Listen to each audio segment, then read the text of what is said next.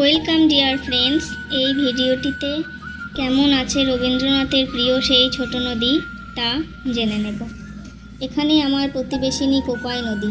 আঁকা বাঁকা বয়ে চলা কোপাই সত্যিই এমন এক জলধারা যার মোহে ধরা দেন স্বয়ং কবিগুরু।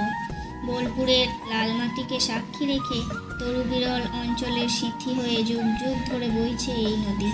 কোপাই যে নদীটির উপনদী, সেই নৈরাক্ষী নদীতে বইছে ত্রিকুট পাহাড়ের প্রাণোচ্ছলতা।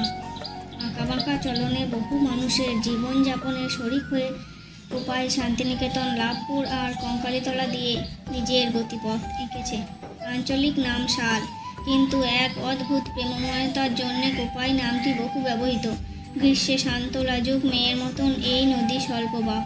আমাদের ছোট নদী চলে আঁকে বাঁকে, বৈশাখ মাসে তার হাঁটু জল থাকে। কোপাইকে নিয়েই লেখা এই পদ্য। তারাশঙ্করের উপন্যাস জুড়েও কোপাই নদী বয়ে চলেছে নিরন্তর। হাঁসুলি বাঁকের উপকথার মাপটি কিন্তু কোপাইয়েরই। মনে পড়ে বাঁশবাদী গ্রামের কন্যেদের।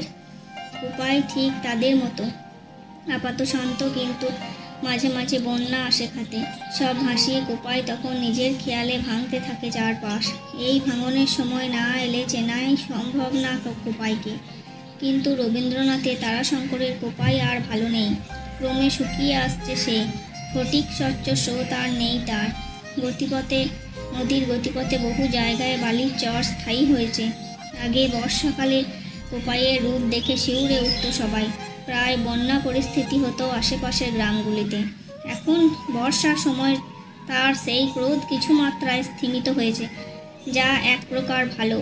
কিন্তু তার কারণ নদীর সংস্কার নয়, নদীর মরে আসা। নমস্কার, ধন্যবাদ।